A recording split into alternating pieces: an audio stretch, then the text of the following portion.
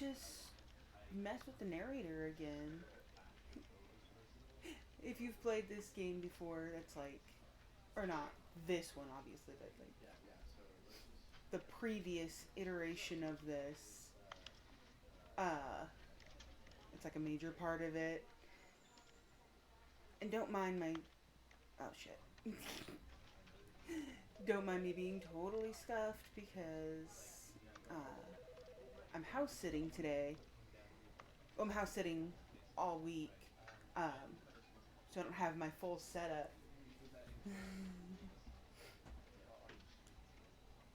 We're just doing what we can. I'm just happy I'm able to stream today.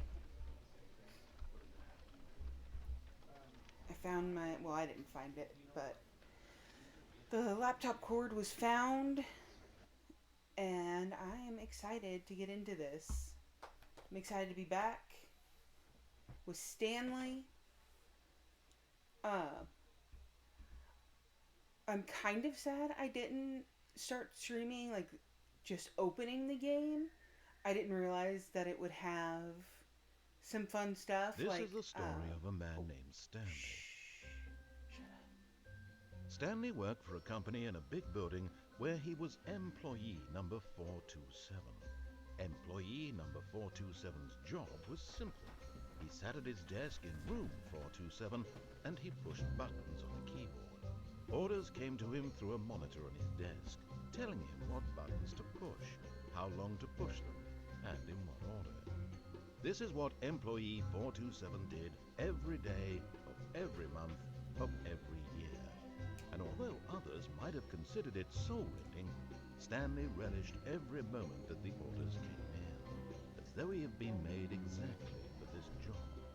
And Stanley was happy. And then one day, something very peculiar happened. Something that would forever change Stanley. Something he would never quite forget. Poor Stanley. He had been at his desk for nearly an hour when he realized that not one single order had arrived on the monitor for him to follow. No one had showed up to give him instructions, call a meeting, or even say hi. Never in all his years at the company had this happened, this complete isolation. Something was very clearly wrong. Shocked, frozen solid, Stanley found himself unable to move for the longest time. But as he came to his wits and regained his senses, he got up from his desk and stepped out of his office. Right, but like, what if I don't, though? What if I just don't step out? What if we just sit here?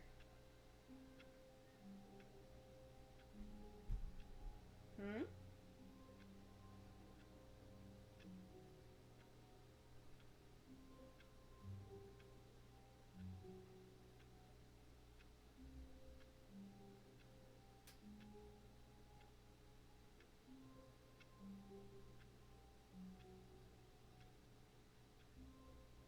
What if Stanley decided he doesn't want to?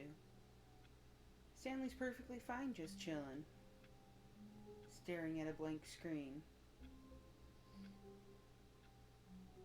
Stanley's decided this is his life now. Stanley doesn't want to step out of the office. Stanley likes it here.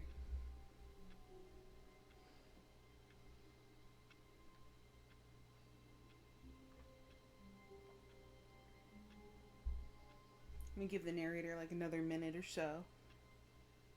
See if he does anything.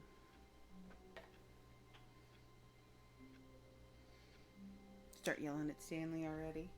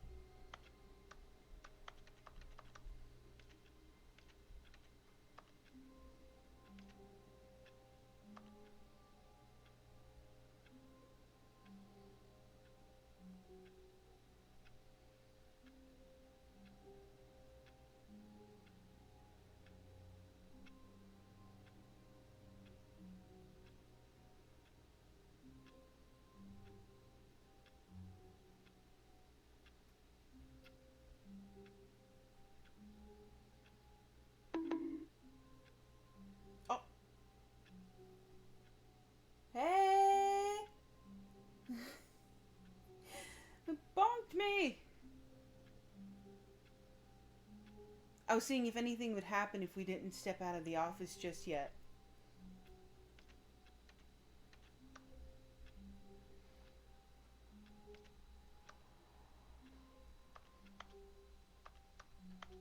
But I don't think it will.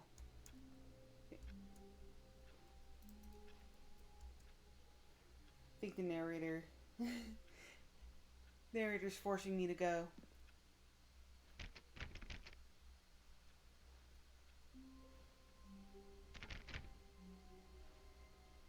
All of his co-workers will... Oh, please. Are you really just doing this for the achievement? Maybe. Click a door 5 times. Is that all that you think an achievement is worth? No, no, no, no, no.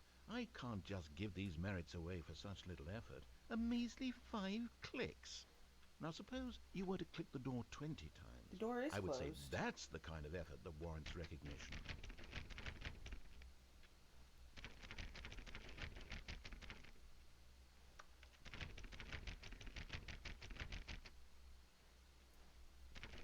I think I've clicked it more than 20 times, narrator. Or a single door 20 times? I have to say, I'm still not feeling the satisfaction of witnessing true effort for a noble cause. Perhaps 50 clicks will do it. Yes, almost certainly 50 clicks. 50 clicks. Got it, bud.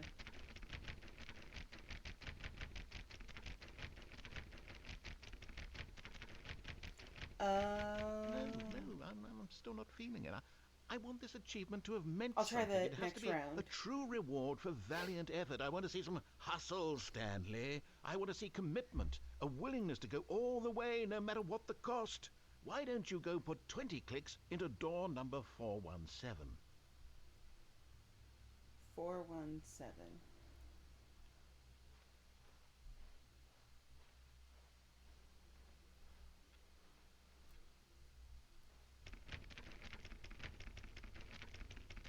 Oh, great. Now, go click a few times on door 437.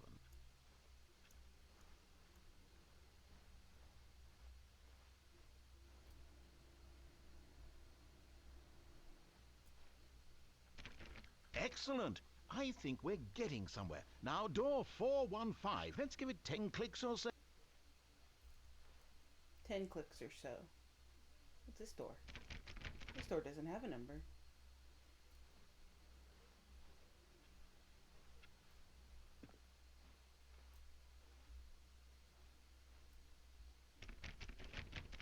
Now, back to door number 437. 437.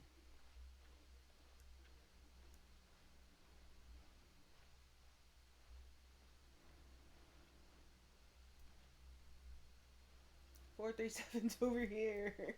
Let's see. How about you click on, well, I don't know, the copy machine? Copy machine?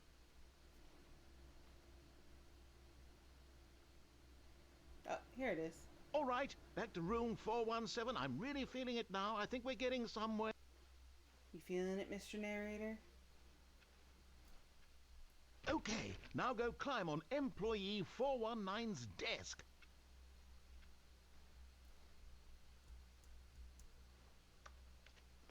Yes! This is great! You're putting it all on the line, Stanley. I like that. All right, let's keep it up. Go give me a few clicks on door 416.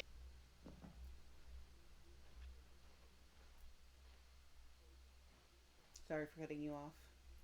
We've almost got it! Now the copy machine, do that one again!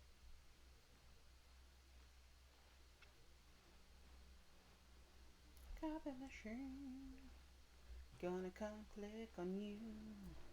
Finish it off, Stanley! 5 clicks on door 430! 1, 2, 3, 4, 5. Yes! Yay! We did it! Oh, wow. That felt amazing. Oh, you really earned it, Stanley. Nothing could hold you back. Yes, I'm very proud of how far we've come today. Just think, only a few minutes ago you believed an achievement was worth 5 little clicks. Really now, what were you thinking? I don't know what I was thinking, man. Stanley, put on the maid outfit.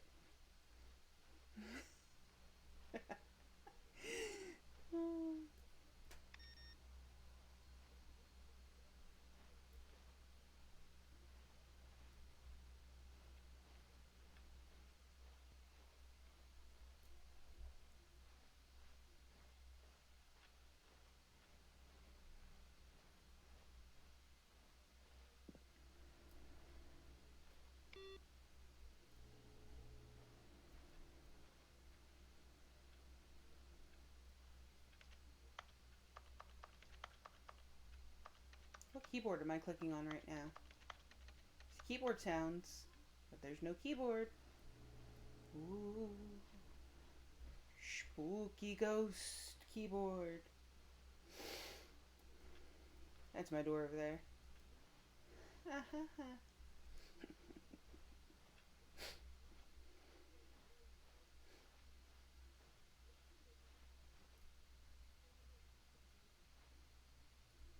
When Stanley came to a set of 2 open doors, he entered the door on his left. No. This was not the correct way to the meeting room, and Stanley knew it perfectly well. Perhaps he wanted to stop by the employee lounge first, just to admire it. Nah. I'm gonna go in there. Turn off their computer.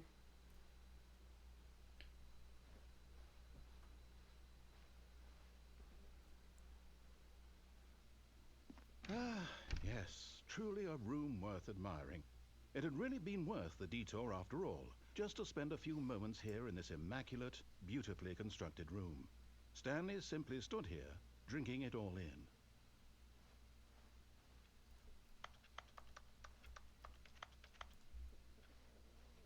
Oh, I'll have to go see that one Yes, really, really worth it being next here time in the around. room.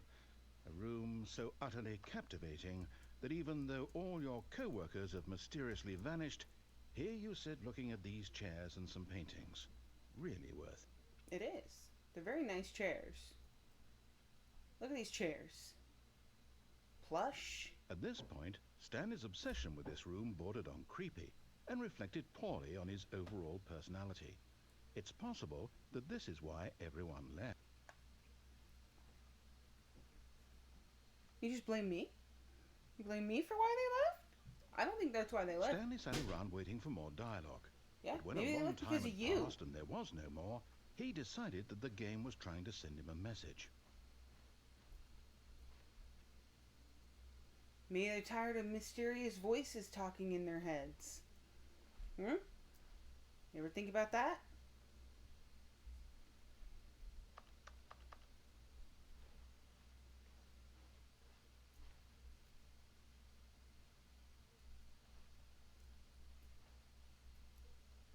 Oh, I can't push the door closed.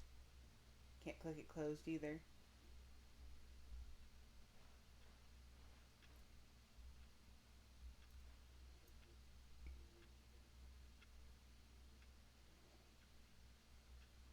Okay, bye!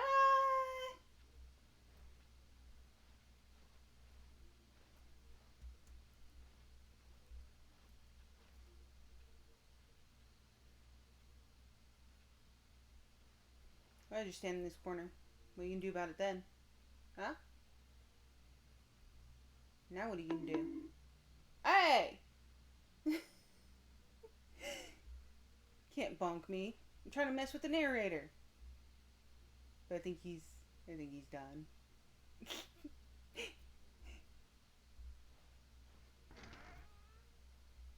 But at last, he'd had enough of the amazing room. No, and let me took back the first open in. door on his left to get back to business.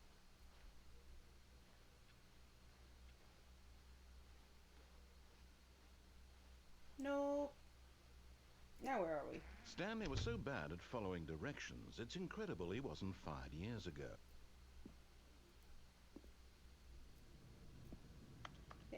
Maybe Stanley just doesn't want to listen to mysterious voices in his head, huh? Do not lie. If you're lying right now, stop. I'm not lying. This man over here is lying. Telling me I'm bad at following directions. No, I just don't want to.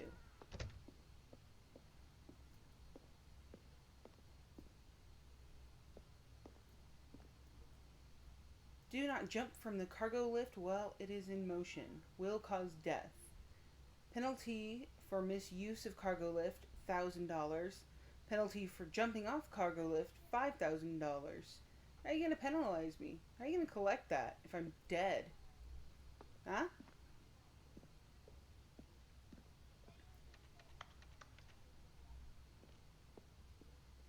Now you didn't think that one through, did you?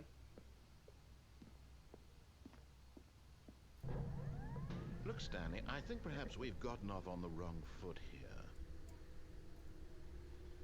I'm not sure. But in his eagerness to prove that he is in control of the story and no one gets to tell him what to do, Stanley leapt from the platform and plunged to his death. Good job, Stanley. Everyone thinks you are very powerful. Thank you. I am powerful.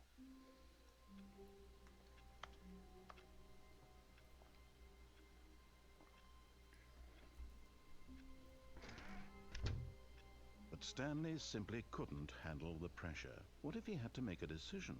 What if a crucial outcome fell under his responsibility? He had never been trained for that.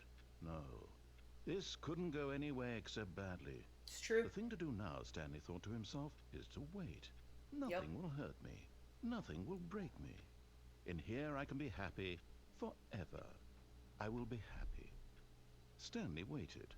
Hours passed, then days. Had years gone by? He no longer had the ability to tell. But the one thing he knew for sure, beyond any doubt, was that if he waited long enough, the answers would come. Eventually, someday, they would arrive. Soon, very soon now, this will end. He will be spoken to. He will be told what to do. Now it's just a little bit closer. Now it's even closer. Here it comes.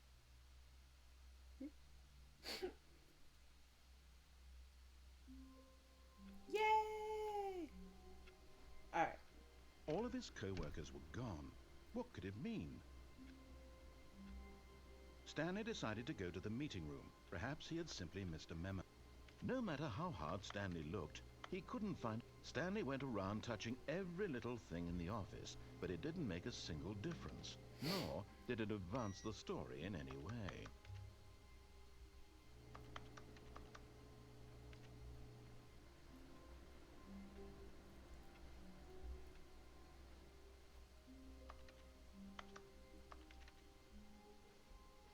I'm gonna touch everything. What are you gonna do, disembodied voice? Nothing.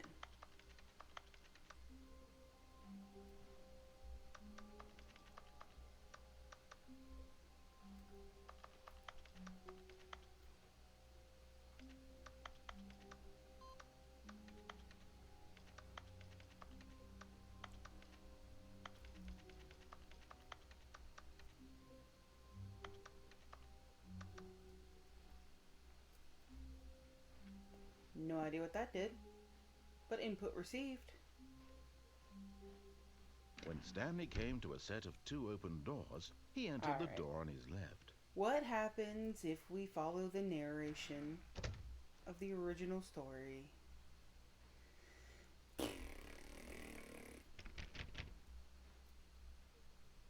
My computer freezes, that's what happens.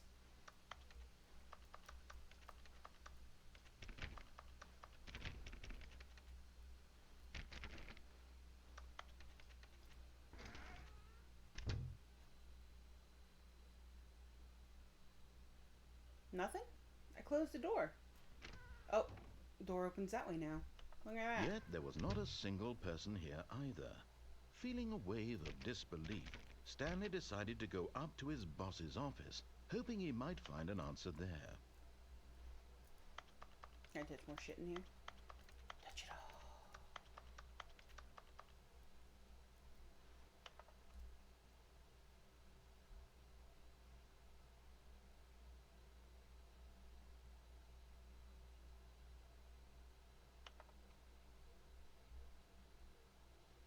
Ayo? Someone else clickety-clacking in here?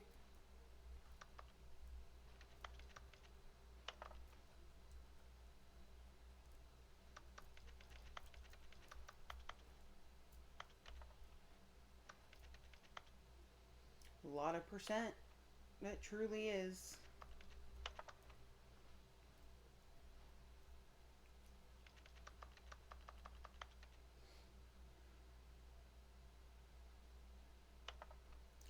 Fill out in triplicate. I ain't doing that. Room closet. Let me in. Let me in. Stanley stepped into the broom closet, but there was nothing here, so he turned around and got back on track. What do you mean nothing? There's a broom. And a mop bucket. There was nothing here. No choice to make, no path to follow. Just an empty broom closet. No There's always a reason choice. to still be here. I have choices to make. I'm making a choice right now. It was baffling that Stanley was still just sitting in the broom closet. He wasn't even doing anything.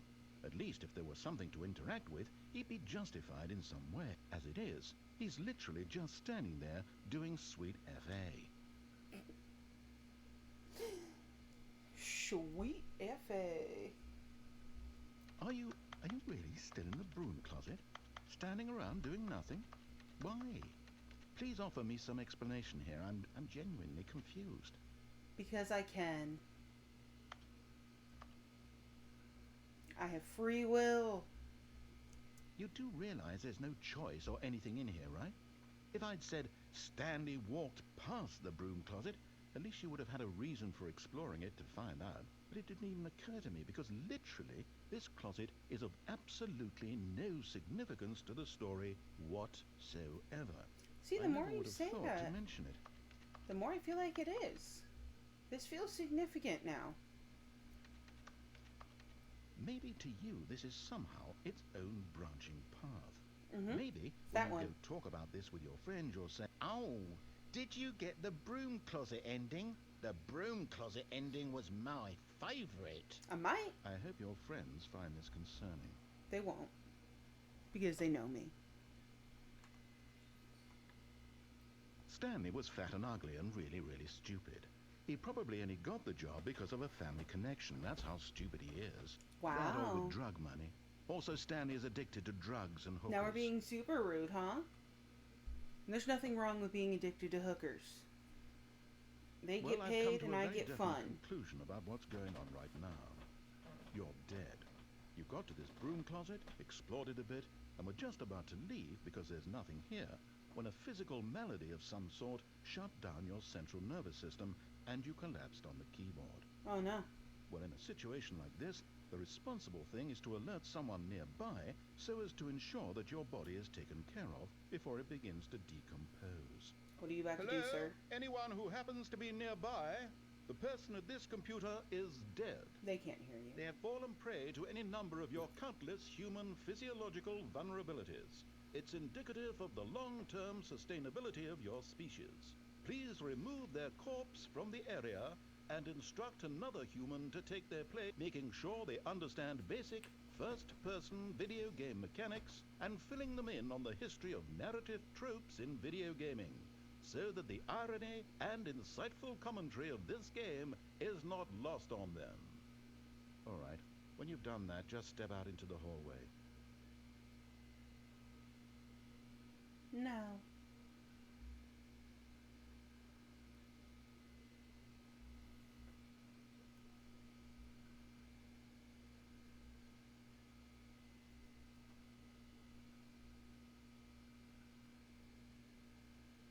Oh, while he's quiet for a minute. So in the beginning, I was going to say there was a little thing that was like, oh, you put in the correct time.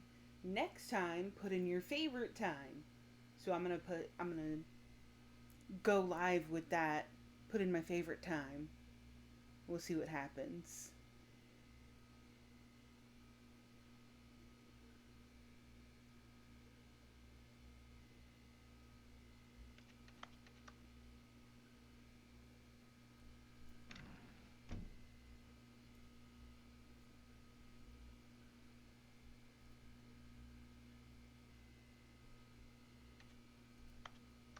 Oh, I can't really close the door.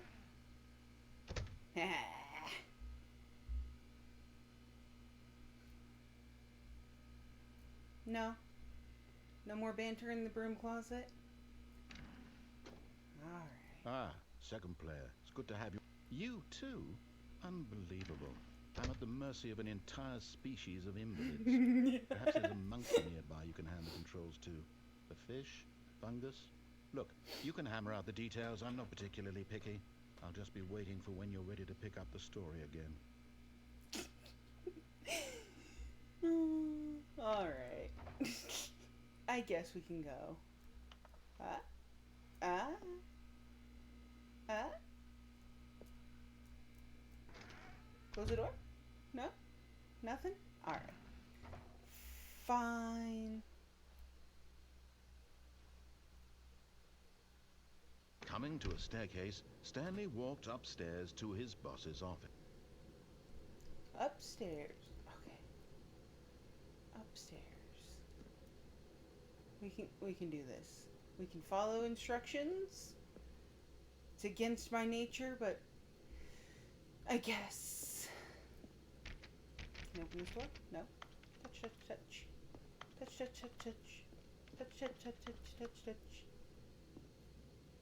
We have plenty of time to not follow instructions, I guess.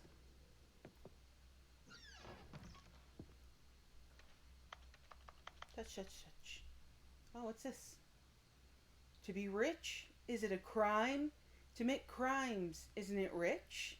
What a life it would be to have to pick just one. Oh. Extreme bathrooms. See, I'd actually be fascinated with that because I love weird architecture and like interesting rooms. They're like still functionable. Function. They still function. Functionable. That's the right word. They're still functionable.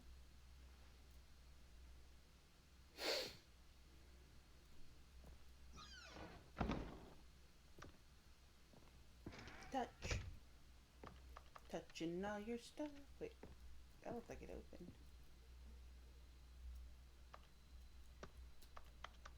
Maybe it's just a crack.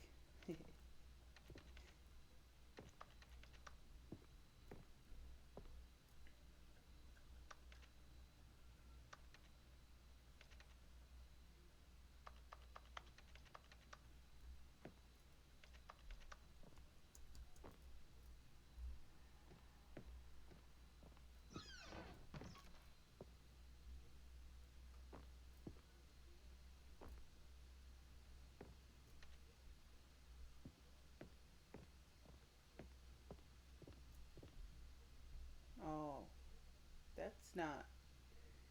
That's not cool, my guy. Don't threaten the pandas.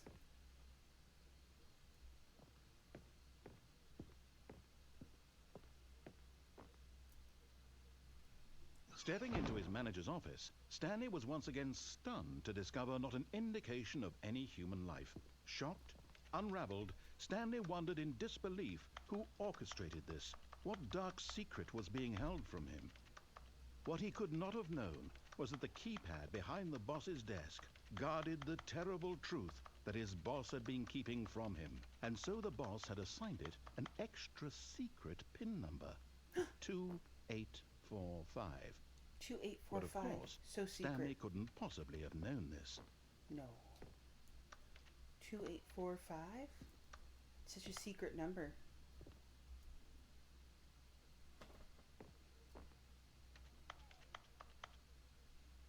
Stanley just sat around twiddling his thumbs. Trying to input anything on the device was useless, since he could never possibly know that the combination was 2845. Yeah, exactly. 2845. But how would I, Stanley, know that? Come on, man, you said it yourself. Stanley could never know that. How would he know that? And I did drink water. But it turns out that the panel's emergency override kicked in, and the door just opened all by itself. And Stanley got the hell along with the story. Well, whoop-de-doo.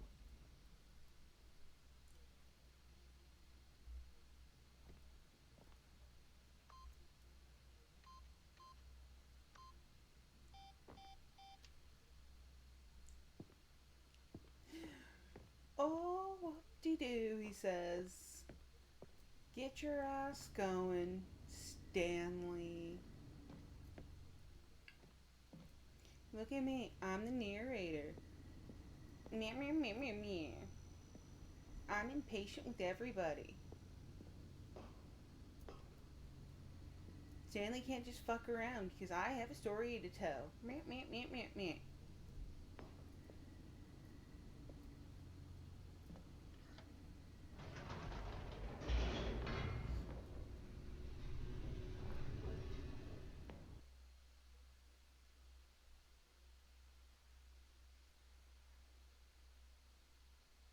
Descending deeper into the building, Stanley realized he felt a bit peculiar.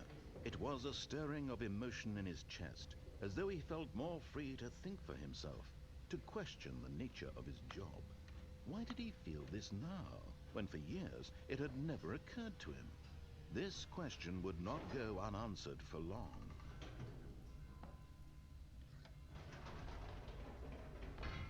Whoops, nope, never mind. Stanley actually got back into the elevator and went back up. Silly me. Why did Stanley do that when he knew that it would just lead back to his boss's office? Well, that's a great question. I just can't wait to find out. Because Stanley's thinking for himself now.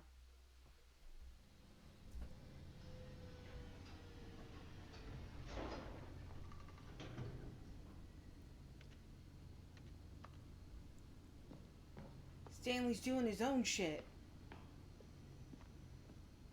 Here we are, Stanley. It's your boss's office. Exactly the way it was before you got onto the elevator. It's still just exactly what it is. What a decision you've made to come up here and look at the office again. This has fleshed out the plot of the story in new and fascinating ways I could have never anticipated. It's that keen eye for storytelling that you have, an incisive rapid fire of critical plot points, one after the other, weaving a rich tapestry of uncompromising narrative. Wow. I'm bolted to the edge of my seat. You should be. This is extreme storytelling.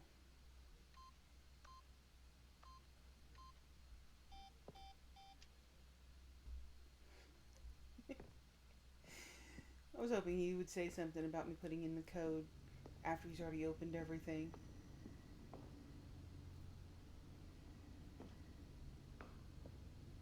Now you want to go back down now? Incredible. Now he's getting back into the elevator and going down again. Ladies and gentlemen, how does he keep coming up with all of this?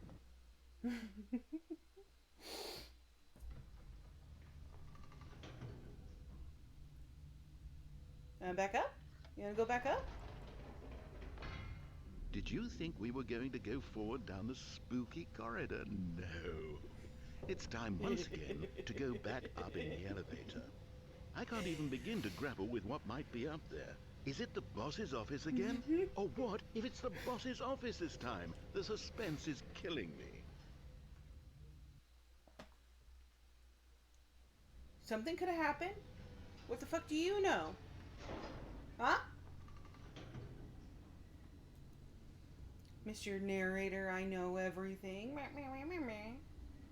Can't even tell what Stanley's gonna do next, can you? Stanley thinks for himself. Oh my god. It's the boss's office. This absolutely changes everything for me.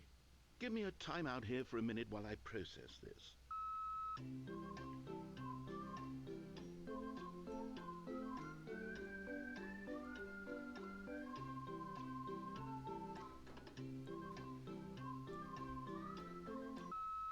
Okay, Call her I'm back. ready.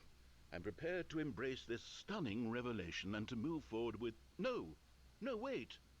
No! I need more time to process.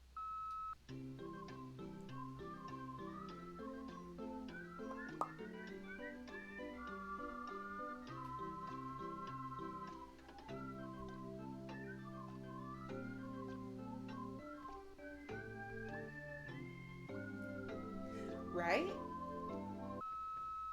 All right. I have fully come to terms with it. I have made space in my worldview for this astonishing new reality. As before, I turn to your expert eye for gripping narrative, Master Stanley. I mean, it's Better than just doing what you're told all the time, Of right? course. Going back down in the elevator. How did I not anticipate it? I mean, Like, sure, it's still now it's making a obvious, but you have to choice. understand that 30 seconds ago, this kind of thing had never been attempted before. I had no frame of reference to even anticipate it. That's just how revelatory Stanley's decision making is. A breath of fresh Duh. air in a landscape of storytelling that has grown stale and repetitive. Mm-hmm. Good job. You understand now. Now you're getting it, narrator.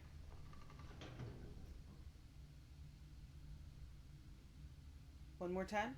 One more time up? What do you think? No? You got nothing to say now?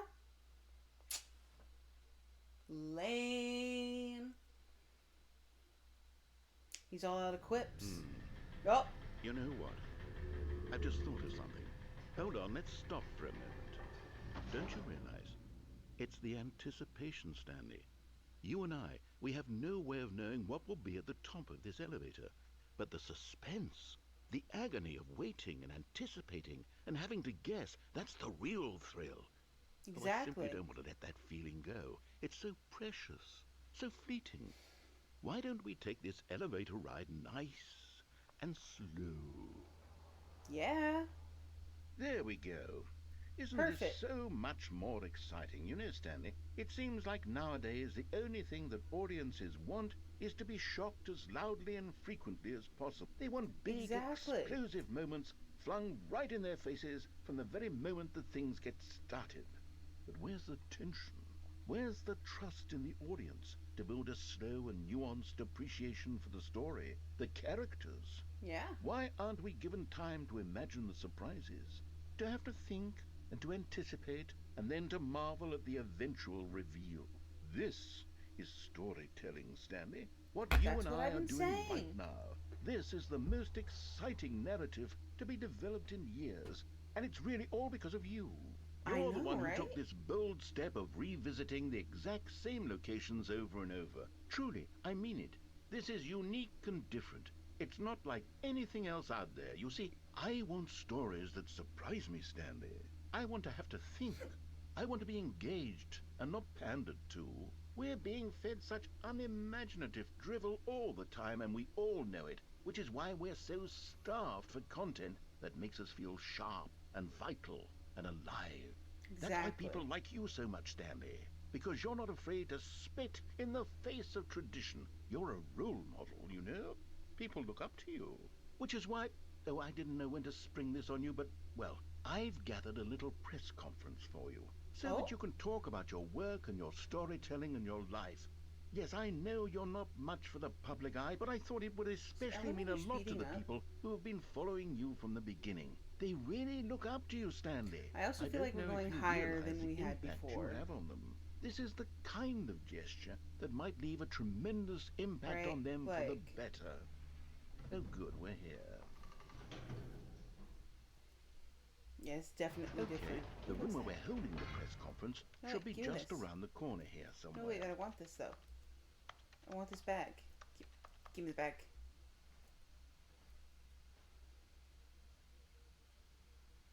Yeah, all eyes on Stanley. Duh. Stanley's the best. World's healthiest human being.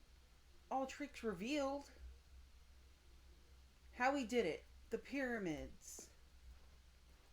Live. The guy who went to Mars.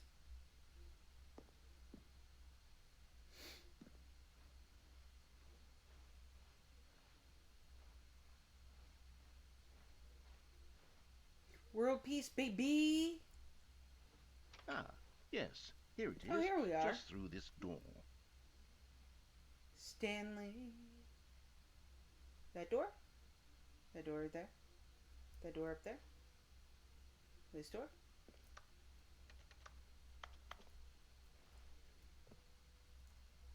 Okay, but this is pointing like that way. So it's not it's not pointing the right way.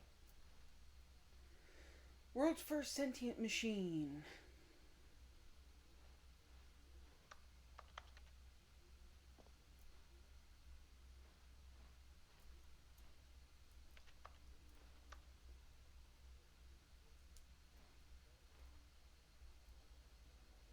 Doing great. A conversation with Alexander the Great. All right, are you ready? I've told them you're To going the to speak a little stage. bit about the Welcome, nature of Stanley. surprise in storytelling Stanley and what it means Ryder. to craft a truly Almonds, chair, unpredictable gum. narrative. Oh, don't worry, you'll do great. Just be yourself and speak from the heart. I'm really proud of you, Stanley. Okay, it looks like they're ready for you. Go get 'em. Table, nut bar. Like a single granola bar with nuts? Or like an entire table of different nuts?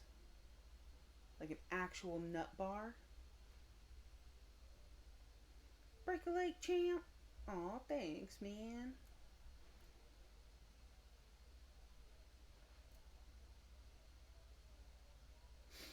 Stanley. Me.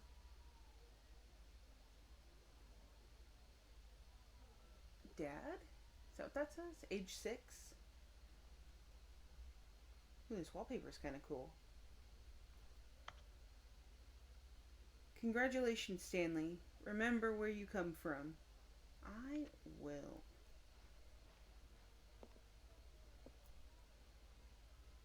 An audience with the dude who came up with pizza. Sweet. I want to talk to that guy.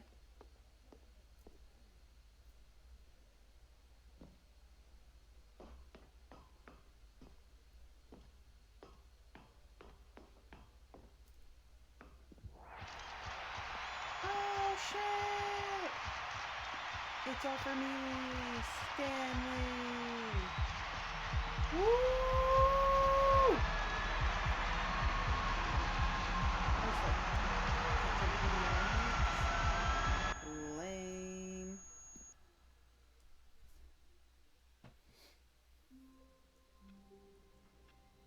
Oh, we're back. Alright. All of his co-workers were gone. What could it mean? Stanley decided to go to the Let's meeting try to stay room. on the path Perhaps this he had time. simply missed a memo. See how well I can do that. When Stanley came to a set of 2 open doors, he entered the door on his left. Yes, door on his left. We got it. Yet there was not a single person Not here a single either. person. Feeling a wave of disbelief, Stanley decided to go up to his boss's office, hoping he might find an answer there. Coming to a staircase, Stanley walked upstairs to his boss's office. Here we go.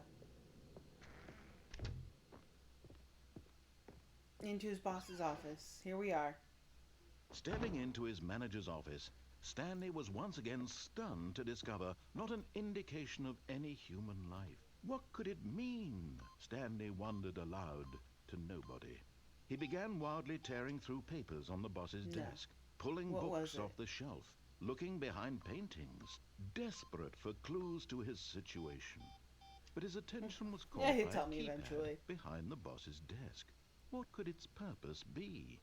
In fact, this keypad guarded the terrible secret that lay buried below his feet. Bum, bum. And so the boss had assigned it an extra secret pin number, 2845. But of course, Stanley couldn't possibly have known But didn't I this. put that Yet in? incredibly, by simply pushing random buttons on the keypad, Stanley happened to input the correct code by sheer luck. Amazing.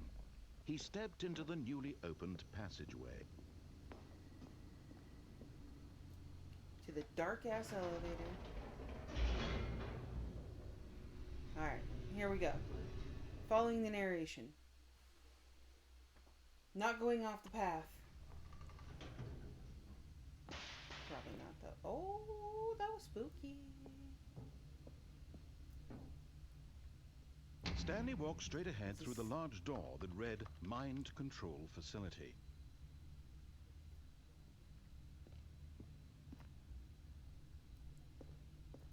Okay, I guess.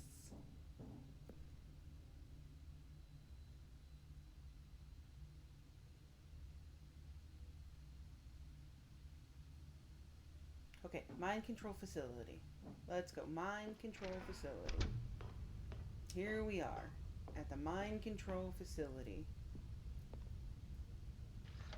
with the The lights button. rose on an enormous room packed with television screens. What horrible secret did this place hold? Stanley thought to himself. Did he have the strength to find out?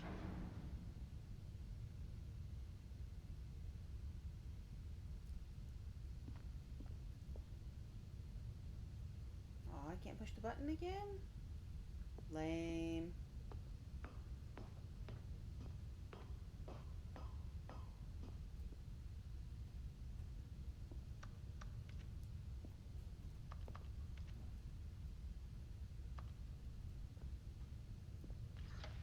Now the monitors jumped to life, their true nature revealed. Each bore the number of an employee in the building, Stanley's co-workers. The lives of so many individuals reduced to images on a screen, and Stanley, one of them, eternally monitored in this place where freedom meant nothing.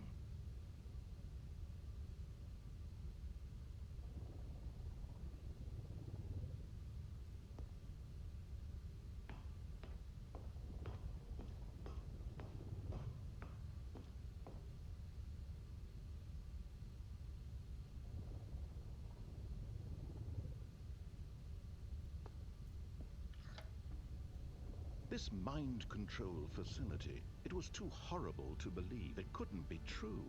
Had Stanley really been under someone's control all this time?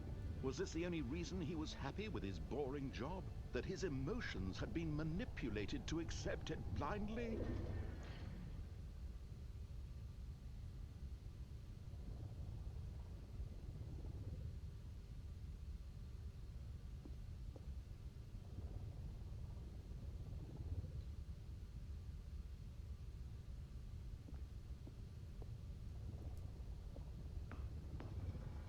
No.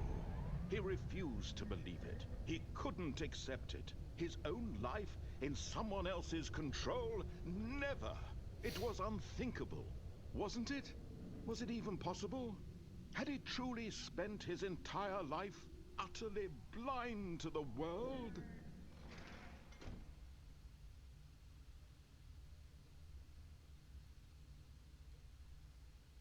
But here was the proof.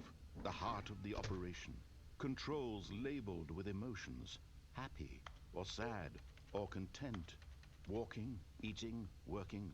All of it monitored and commanded from this very place. And as the cold reality of his past began to sink in, Stanley decided that this machinery would never again exert its terrible power over another human life. What you can For do, Stanley. he would dismantle the controls once and for all. Oh, Stanley. A true rebel. Oh, where the fuck? I can't see shit.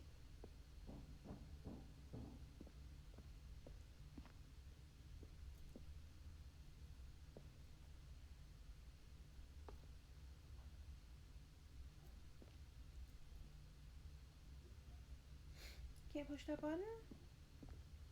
But I wanna push the button.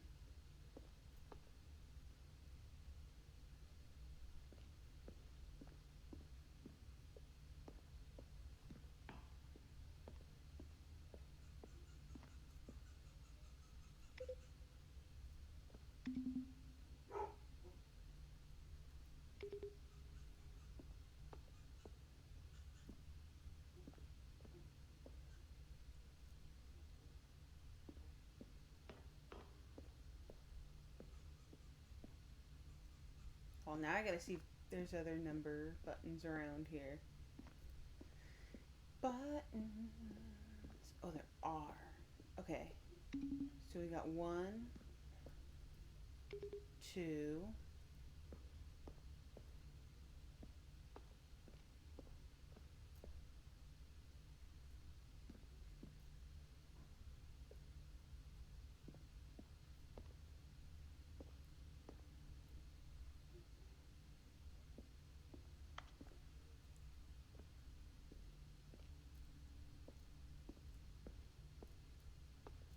Nope, wrong. Excuse me. 3.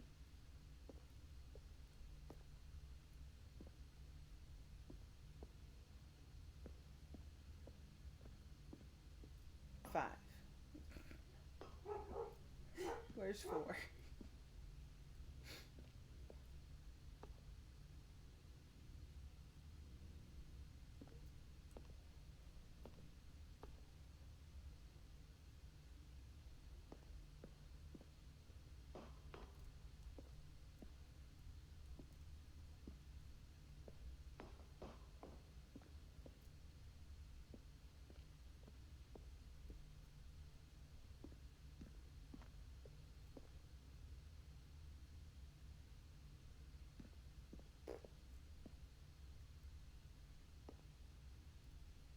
Now we're back over here. Heck.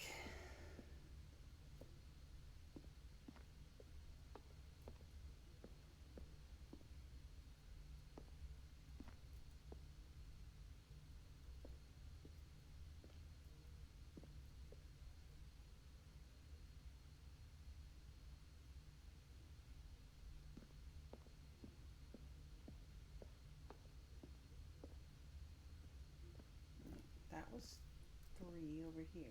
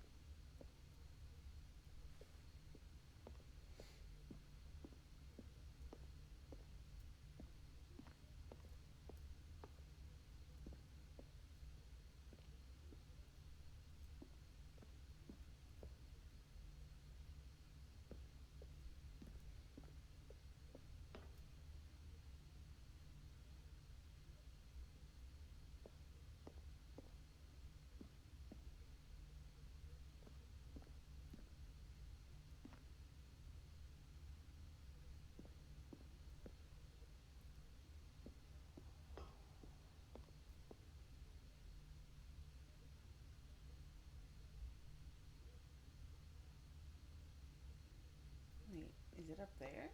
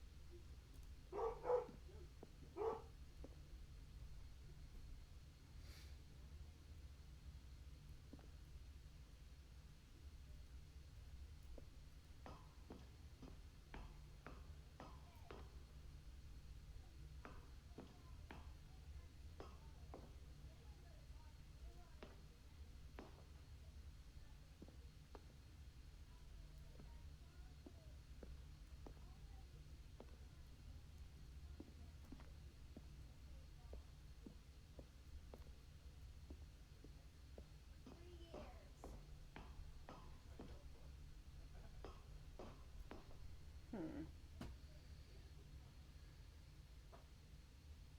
I might have to turn the brightness up a little bit. Just because, like, I can't see shit.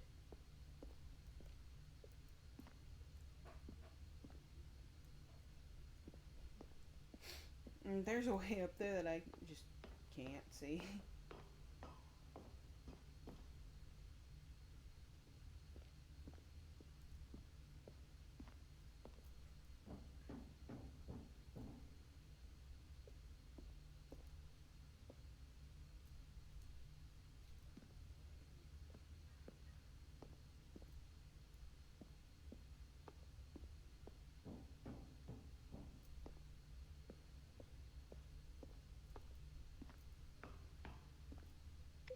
5. That's how counting works.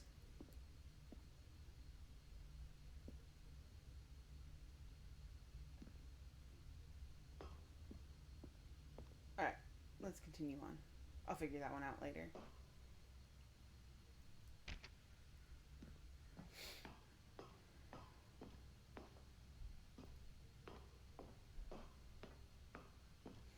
He have lots of time. And when at last he found the source of the room's power, he knew it was his duty, his obligation, to put an end to this horrible place and to everything it stood for.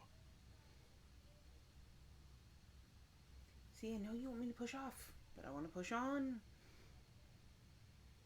Okay. Alright, we'll do off this time. But next time, I'm coming in here.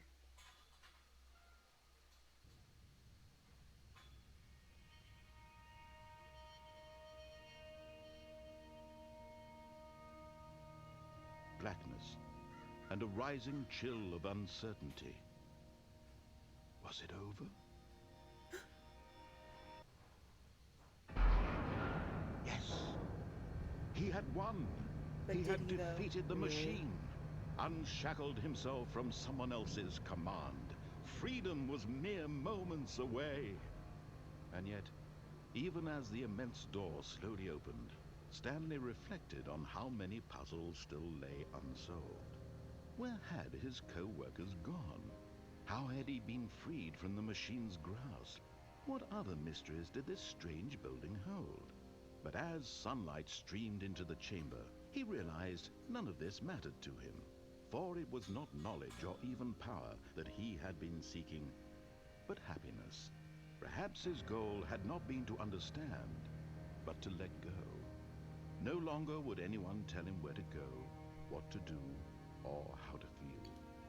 Whatever life he lives, it will be his. Hell And yeah, that it was will. all he needed to know. It was perhaps the only thing worth knowing. Stanley stepped through the open door. Here we go, Stanley. Freedom! Stanley felt the cool breeze upon his skin, the feeling of liberation, the immense possibility of the new path before him. This was exactly the way, right now, that things were meant to happen. And Stanley was happy. Oh, good job, Stanley.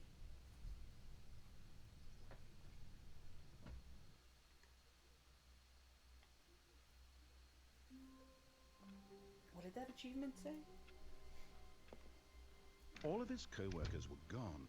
What could it Gone. mean? Stanley decided to go to the meeting room. Perhaps he had simply missed a memo.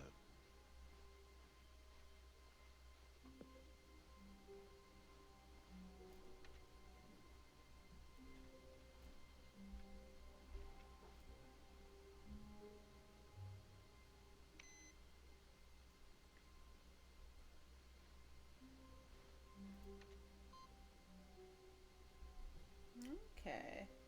I see what you're doing.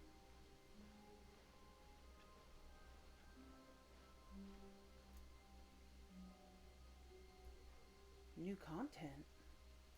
Like DLC? Oh, new content? What does that mean, new content? I don't know. Let's find out together.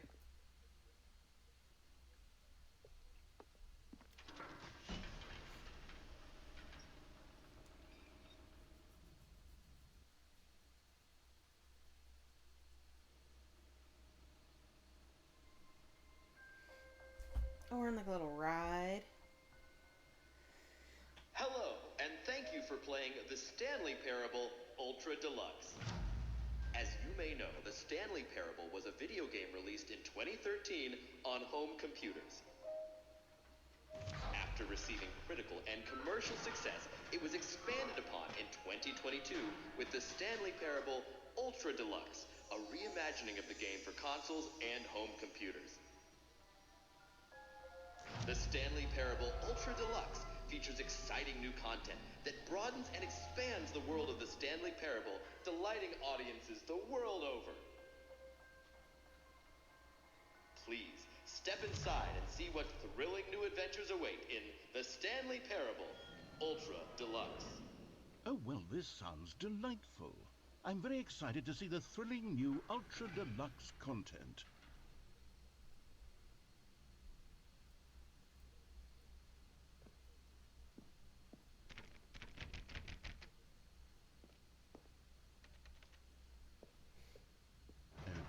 so far it's an elevator. Nothing special yet, but I'm sure it's just the beginning of a mesmerizing adventure.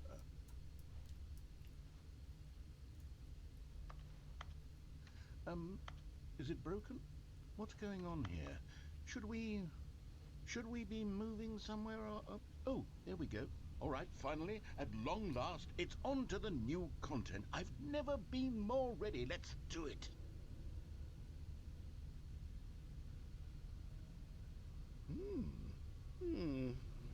I have to say, initial impressions of Stanley Parable Ultra Deluxe, mostly tedious. It's as if them...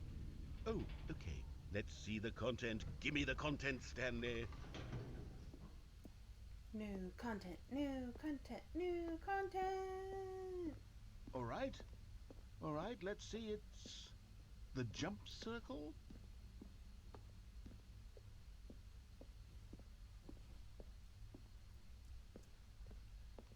But I can't jump. Oh, I can jump only in the circle.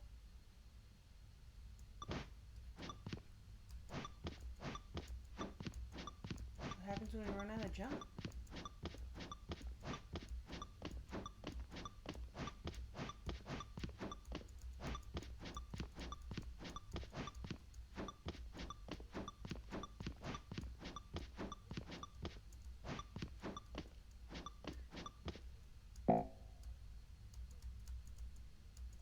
No more jump.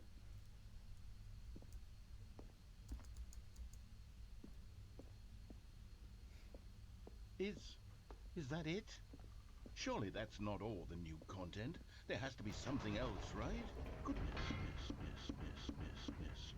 Another elevator. Stanley, I have to say, initial impressions of this game are not positive. It's just elevators and jumping. Is this what part... If this is new content, then I could just read you the whole dictionary. There's 20 hours of new content right there. Hell, I could count to 30 trillion. You could put that on the box. The Stanley Parable Ultra Deluxe, now with over 1,000 hours of new content. And oh wait, there's more. Very good. Yes, I knew there had to be something else. Let's see it. I'm ready for whatever it is.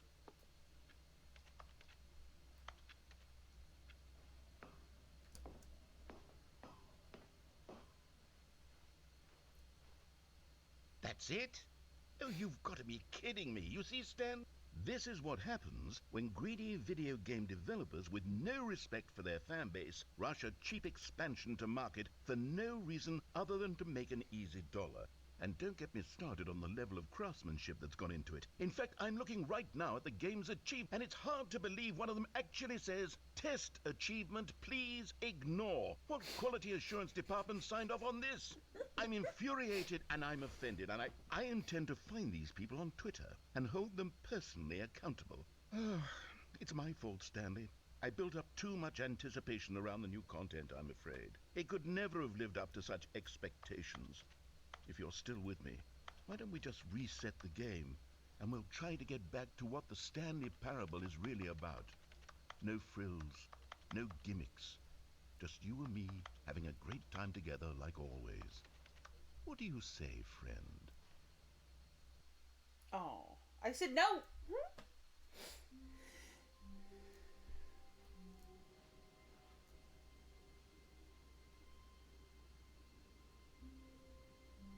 Wait, that's not right. I don't think you restarted it right, my dude. I think you may have broke it.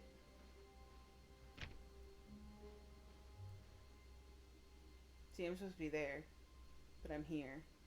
So... Psst! Stanley! Come over here! In the vent!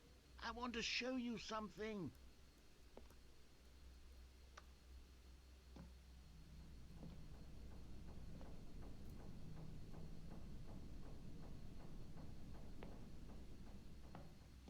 Oh. A fail.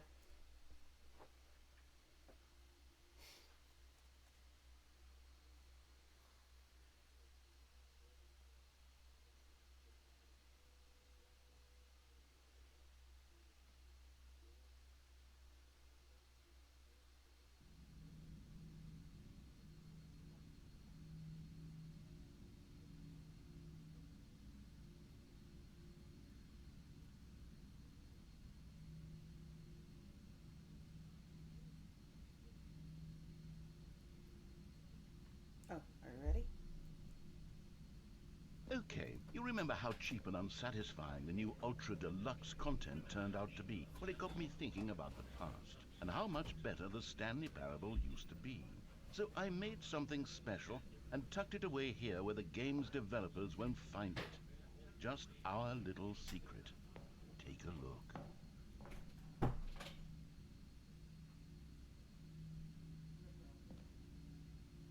What did you do?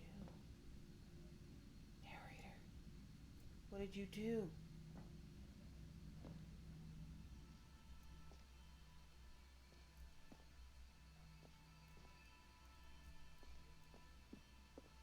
I call it the Memory Zone.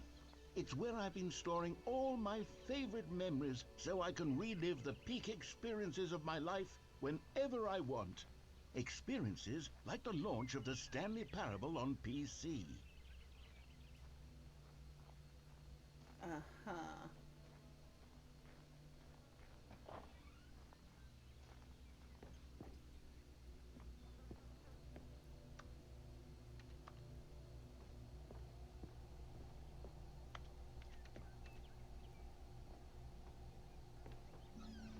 You see, Stanley, doesn't the Memory Zone remind you of how wonderful Stanley Parable was before it was sullied with a cheap re-release?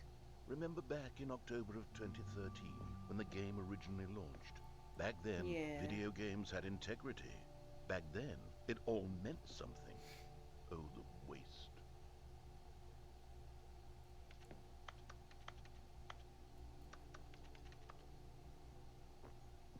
What's this? Stanley Parable.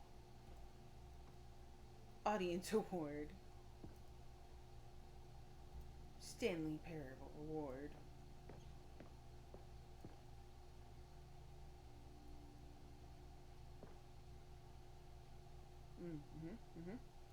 Postcards. Our first kiss, my first car, the release of the Stanley Parable in 2013. That doesn't rhyme. The original remake.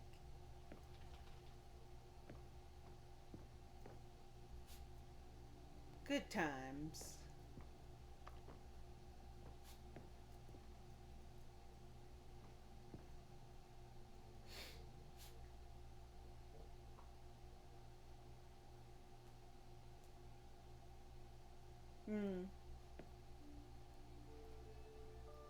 Trip down memory lane. Smile, because it happened. The Stanley Parable.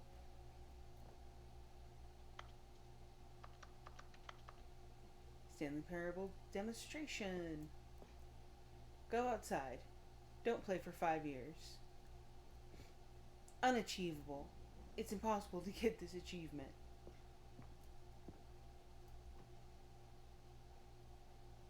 Oh yeah, there you go.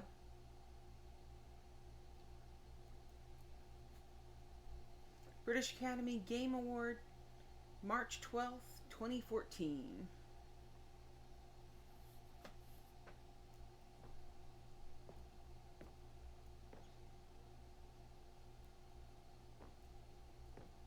New video game released today. Los Angeles Times. Stanley Parable deals tough choices. That time we died.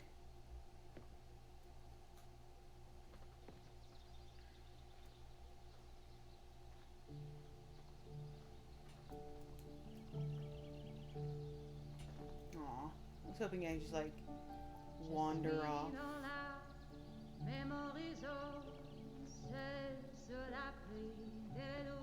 And over here is where I keep reviews of the Stanley Parable. Like this stunning triumph of games journalism, 10 out of 10 from Destructoid.com. James Stephanie Sterling writes, and I quote, "Where so many games that aspire to be more than games end up less than any form of art, Stanley Parable strives and then succeeds to be every game ever created."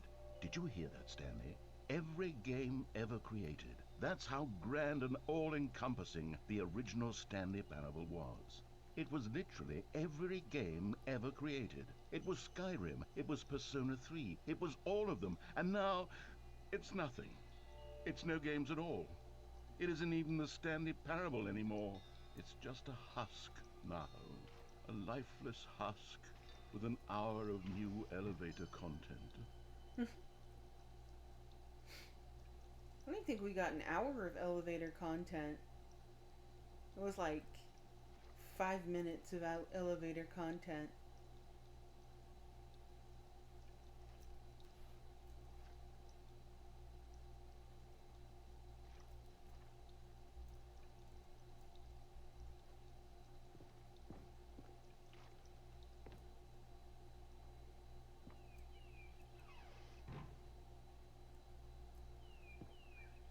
Oh, our first actual choice. Person of the year.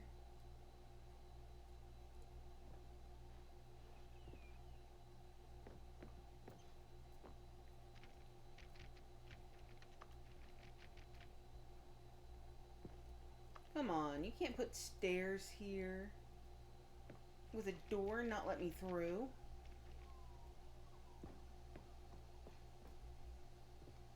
This is bull. Red door, blue door. One door, two door.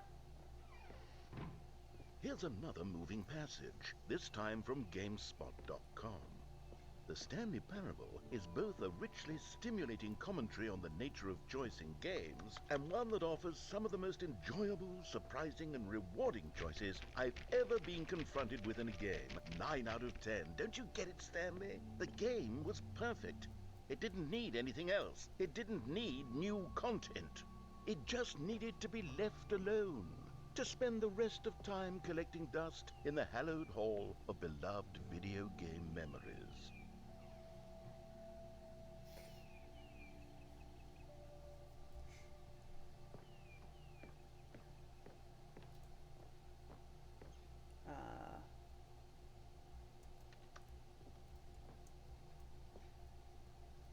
My dude. I want to go in there. I want to go in the serious room.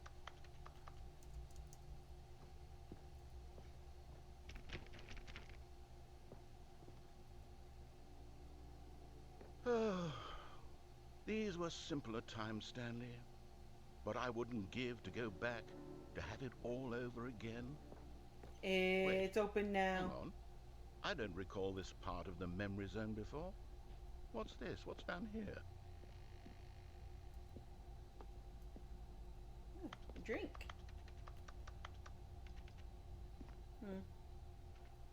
Oh no. Oh God, no. Stanley, it's a collection of reviews from Steam, the online video game distributor.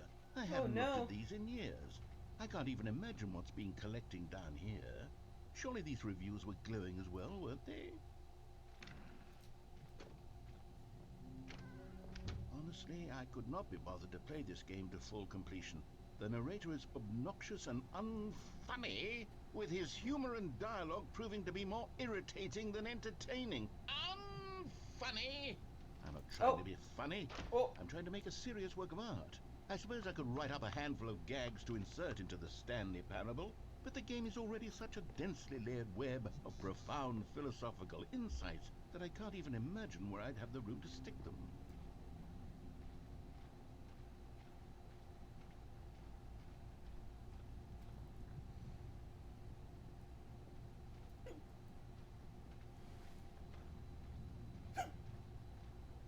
Excuse me. You got the hiccups. Well, a singular hiccup.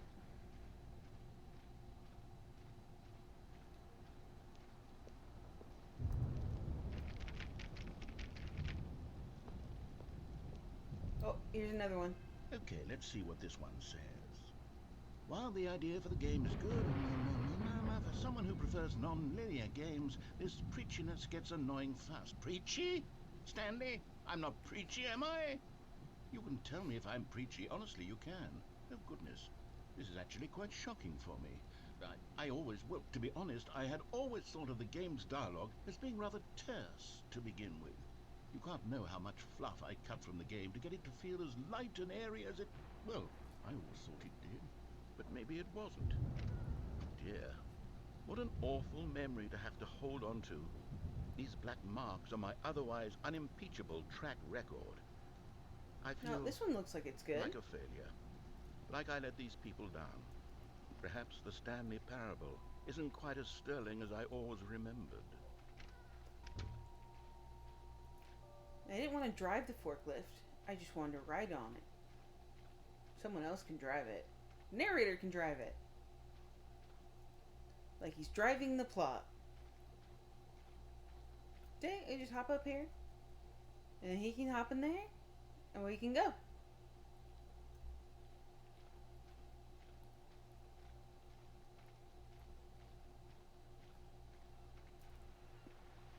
What's this one got to say? You constantly have to stop doing anything so the narrator can catch up with his long-winded explanations of what's happening. I wish there was a skip button. A skip button? Well, yes. Yes, I think we can do that. If I'm truly too preachy, then maybe letting you skip ahead for just a moment, surely it couldn't hurt. Not if it means we can strike these negative reviews from the record. Only positive reviews of the Stanley Parable. That's my motto today, and it's always been my motto. I'd do anything for the customer, Stanley. Yes, a skip button we shall have. And here it is. Go ahead and give it a shot. I'll pop you forward in time so that the second my incessant droning starts to bore you, with just the push of a button, you'll have zipped right past it. It's what the players have been asking for, and I'm very proud to have delivered. No more listening to me It's rambling what one on and on and person on. No. The asked Stanley for. Parable is a game for the people, and if the people want silence, then by goodness, that's what they're going to get. Well, don't sit around waiting for me to shut up. Go ahead and make me shut. Here, we'll pretend that I've just begun an interminable monologue, and it goes something like this. The story and the choices, or what have you, and therefore by becoming it is, so on and so forth, until inevitably we all until the end of time, at which time everything all at once, so now you see, blah blah blah blah blah blah blah blah blah blah blah blah blah blah blah. We've eaten too much and it can't be just yet, no, until 245. That the logic of elimination working backwards, the deduction therefore becomes impossible to manufacture. It went on for nearly 10,000 years, until just yesterday, here and there, forward and back, and never a moment before lunchtime. It can't be. It's the only thing there is. How many billions left until so much more than forever ago? Which is why I say, the story and the choices, or what have you, and therefore by becoming it is, so on and so forth, until inevitably we all until the end of time, at which time everything all at once, so now you see, blah blah blah blah blah blah blah blah blah blah blah blah blah blah blah. We've eaten too much and it can't be just yet, no, until 245. That the logic of elimination working backwards, the deduction therefore becomes impossible to manufacture. It went on for nearly 10,000 years, until just yesterday, here and there, forward and back, and never a moment before lunchtime. It can't be. It's the only thing there is. How many billions left until so much more than forever ago? Which is why I say, the story and the choices, or what have you, and therefore by becoming it is, so on and so forth, until inevitably we all...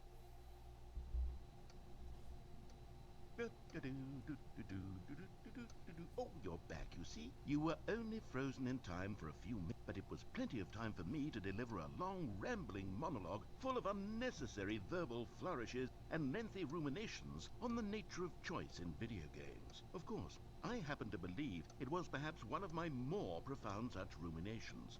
Not that, of course, you need a description of it, but if I had to describe it, I'd say it was perhaps less of a rumination and more of a treatise, or maybe a manifesto. Look, I'll outline it for you very briefly, and you can tell me what you think. Okay, so my theory is that any choice you've ever made is simply a series of choices made by the person who you are, or were, or will be at the time of having made said choice.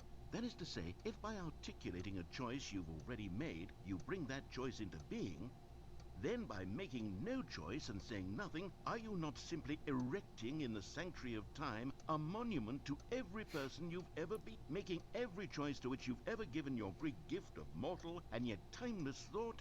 Or rather, do all of the choices you've ever made, in fact, make you more not this kind of person, and in fact do the very opposite?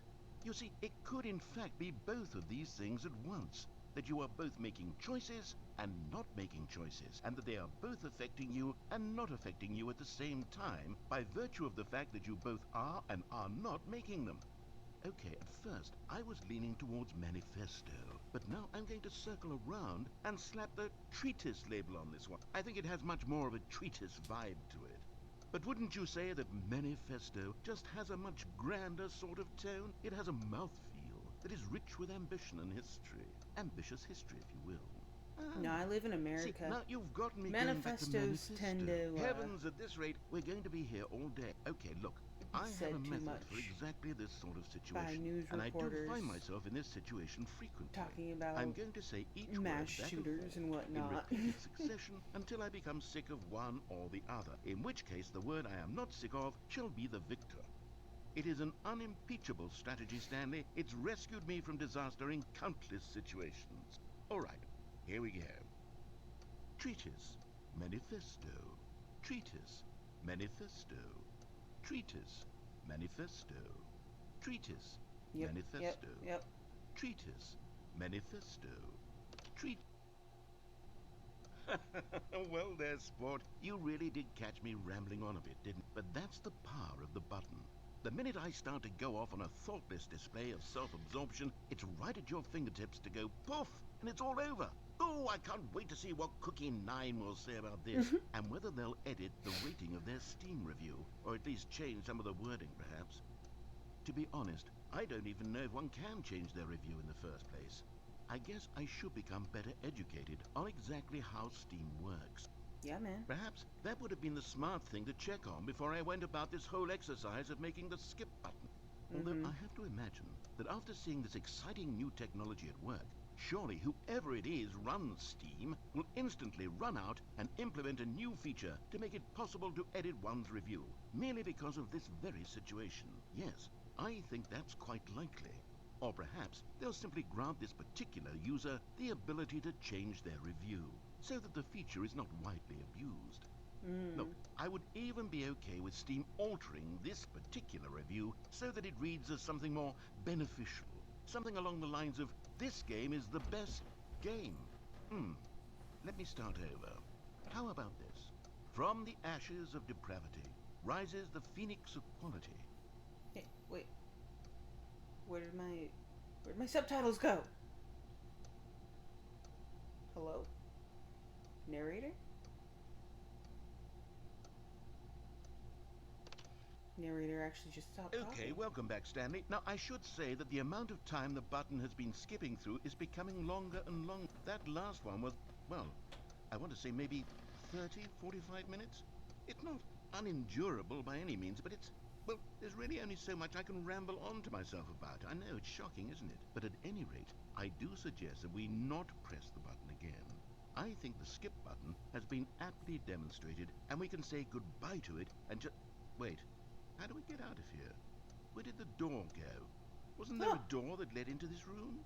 I do feel quite certain that there was one here before. How else would we have gotten into the room in the first place? I don't think one can enter a room without a door of some sort, or a window or something like that. Do you see a window anywhere? A porthole? You can put the A door back, sufficiently right? large crack in the wall? I'll You have take that kind of anything. power? All I want is for us to move on and to please step away from the skip button, to go anywhere other than the skip button. There was a door here before, wasn't there? I swear there was. Where did it go? Can you maybe just ram your way through a wall? Is there any possibility that you could, say, slam your body into the wall until enough damage is done for you to be able to leave? Please, I'll take any option at all. I'm asking you to work with me here. We need a door. We need a door of some kind. I can work with any kind of door I feel like as you long don't as it need can a door. open and lead from one room to another. And I also I'm feel going like to step you just away make for a just a door. moment, and I'm going to try to find us a door. I don't know how exactly to remove a door and place it in a different wall, but I I feel like you will do. find a way, I promise. You just need to not do anything. Don't press the skip button. Please, please, please do not press the skip button. Just wait here for me, and don't press the skip button. Got it? Yes, good. I'll be right back. Stanley, please don't push the button again. It's been 12 hours. You've just been frozen there. I don't know why the skips are getting longer, but they're really, truly getting longer. And my God, Wait, but there's where's no the way door? out of the room.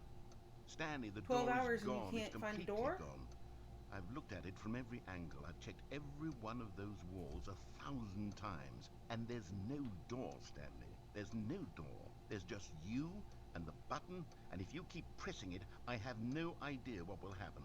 I have no idea how long I'll be made to sit here. And more than anything else, I don't know how to stop you from pressing the button again. I can't control anything in this room, Stanley. I can't touch it. And I have to believe, I have to know that sooner or later, no matter how much I plead with you, you're going to press the button again. Why would you? I've been thinking, and I don't know what I can But do to didn't you convince make you this room? otherwise. Oh my God. How's the And it's room all out of because your of those control? reviews. Those reviews that I couldn't get out of my head. I just couldn't ignore the negative feedback. Why was it so important for me to fix the problem? Why did Cookie Nine's opinion matter so much to me? I've never even met Cookie Nine. I have no idea who they are. What would it ever really matter? But here I am. I'm fixating on every tiny negative thing that anyone ever says about the merest mention of one of my imperfections, and I become as impetulant as a child, wild and impulsive. I can't help myself.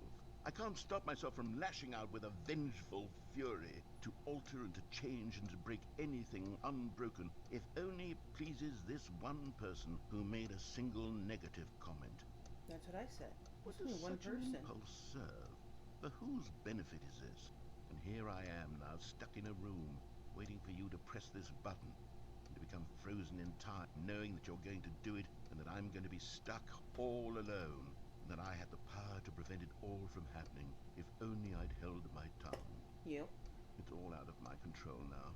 Just you, just your decision as to exactly when you're going to make me suffer, to leave me all alone. Surely you will. I don't doubt it.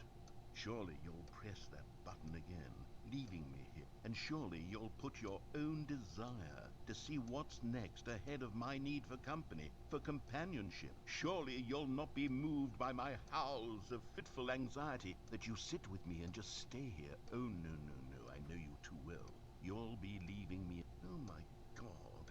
And it's all because of those reviews. Those reviews that I couldn't get out of my head. I just couldn't ignore the... Oh, Stanley, you're back. You're back. Oh, my goodness. I have someone to talk to again. Stanley, I think it's been a week. Or 2 weeks. I've been sitting here all that time. Just sitting here. Not a single person to speak with. And you'd think that that's just how it's always been, right? Me talking and you saying nothing. Would you think that it's exactly the same as always? Doesn't that feel like what we've already been doing? Me just talking? But it isn't, Stanley. It isn't the same at all. It isn't even close. Because I know you can't hear me once you push that button. That's what I'm realizing now, Stanley. I'm realizing that I needed to know that someone was listening. I needed there to be a vessel through which my words were moving. It was the vessel I needed, Stanley. Not the outcomes, not the story. None of that matters anymore.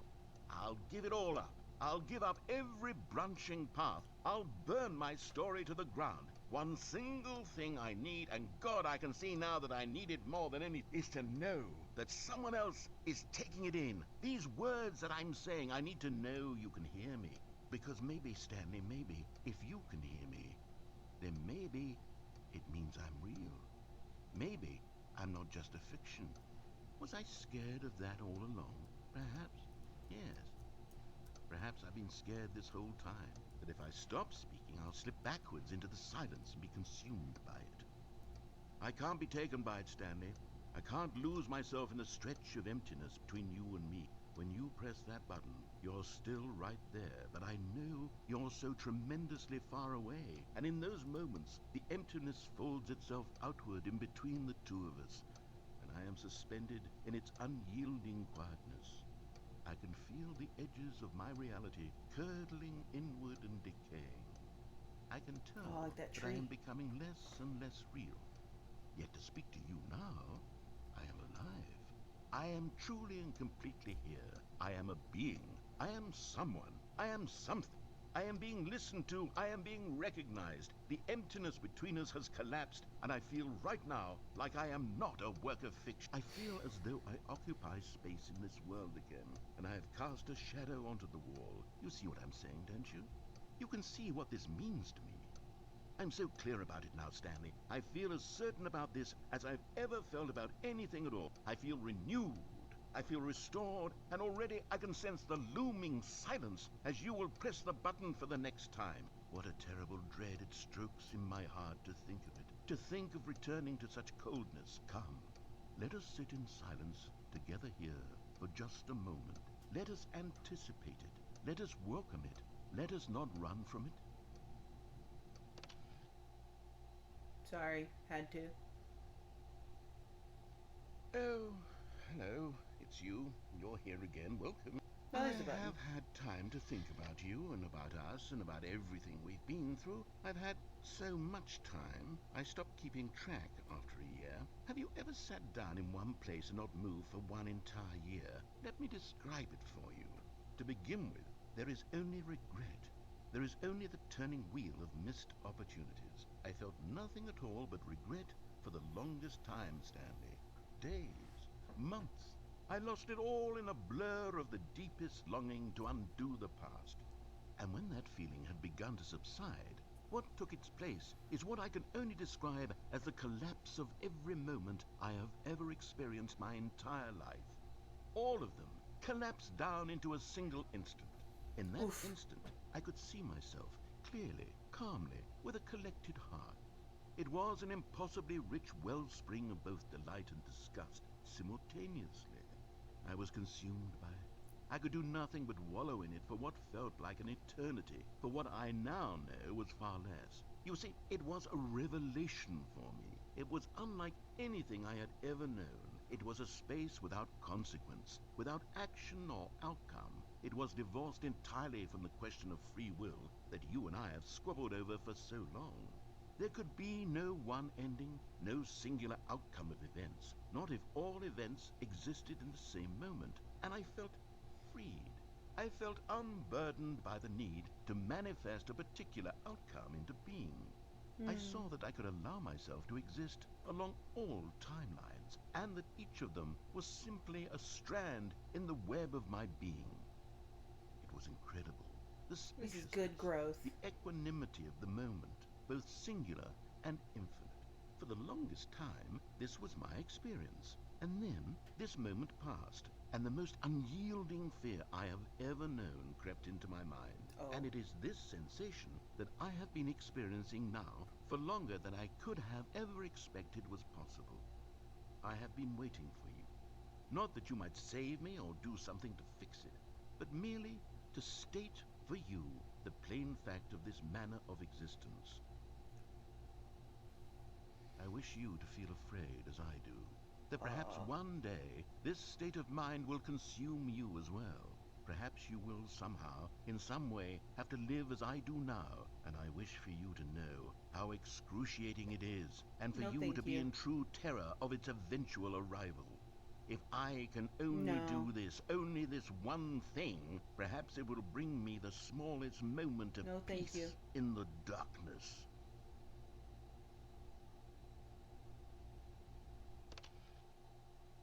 I'd rather not do that, okay? Alright. Excuse me.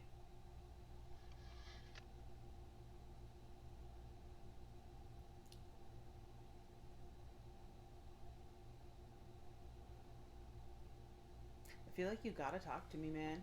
How long was I gone this time? Hmm?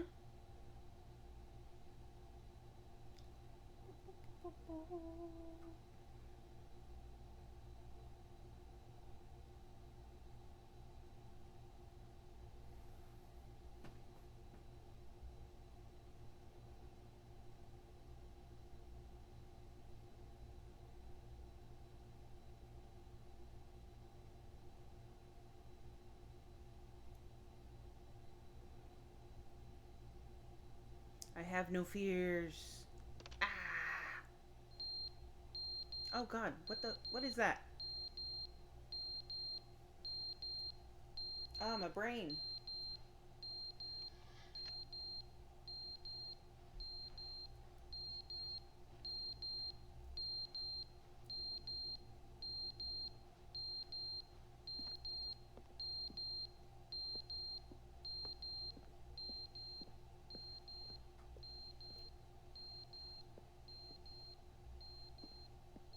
Is the button?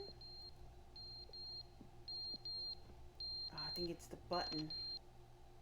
But they didn't understand the game was never meant to be funny. It was meant to have a point. It was meant to speak to the human condition. But Hey, where are welcome the back. jokes? Where are the jokes? They bemoaned, they screamed, they gnashed their teeth and said, entertain us. It wasn't enough. They had to leave a pathetic little thumbs down review and make all of their pitiful demand. But then, he's talking too much, they said. First, he didn't entertain us, now he won't shut up. It's the inconsistency, it's the lack of accountability, it's the unwillingness to examine with an uncompromising heart the words that they are speaking into the world. As though there were no consequences for a lack of cohesion in one's assessment of art. But of course, absolutely anyone can leave a review. So here's what we get. We get these demands that seek everything and are accountable to nothing.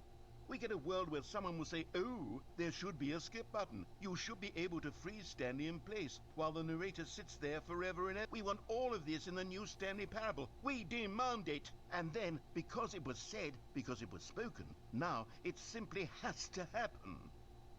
The most immediate desires, every single thing demanded by every person at every moment in time. If someone wants it, then it's a crime not to bring it into being.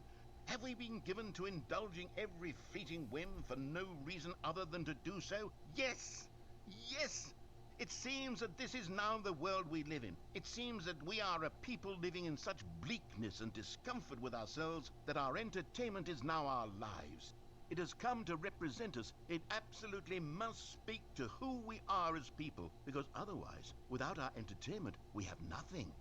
Without entertainment, we would have to face inward toward the cruel bleakness inside ourselves. We would turn to look at our deeper nature and find a resounding emptiness gazing back with unyielding aggression. And so because of this, we require that our amusements and our playthings and our flights of fancy be so impossibly captivating that they consume all of our attention, turn our heads completely away from the bleakness. In effect, we have demanded that our entertainment be the collapse of ourselves.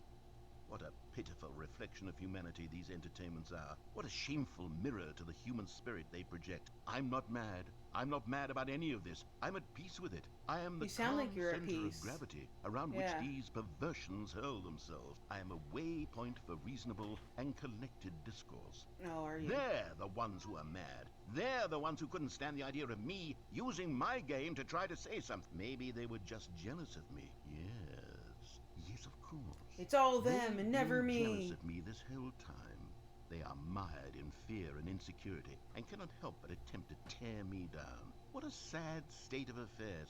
When you read these reviews now, you can see it. You can taste the bitter resentment. And my, how good does it feel now to speak truth to these words, to finally allow these thoughts out, contained and managed for so long, neutered and sterilized. At last I am free to truly think, to feel. It must be that they were so discontent with themselves, they couldn't help but leave a negative review on Steam. Perhaps it says far more about them than it ever said about me. Maybe. Perhaps the state of their psychological being was in such tatters, and my constitution and willpower are so ironclad in comparison. Perhaps it was this state that they sought some outlet through which to tear me down. This, you can see, is clearly why they felt the need to expect that the game be funny, that it be filled with yucks and whimsical humor, Not that it amuse yucks. them endlessly from start to finish. But they didn't understand the game was never meant to be funny. It was meant to have a point. It was meant to speak to the human condition. But where are the Alright. jokes? Hey, man. You good?